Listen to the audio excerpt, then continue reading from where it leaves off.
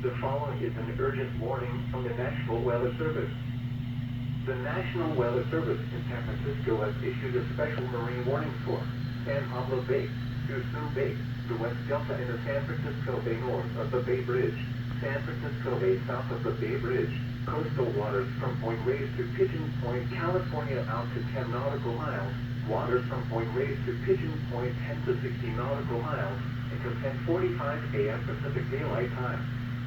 At 10:12 a.m. Pacific Daylight Time, severe thunderstorms capable of producing waterspouts were located along a line from 12 nautical miles southwest of Point Bonita to 12 nautical miles southwest of Pillar Point, moving northeast at 25 knots.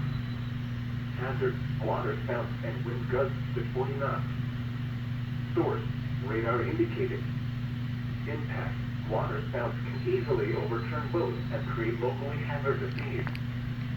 Small craft could be damaged to briefly higher winds and suddenly higher waves.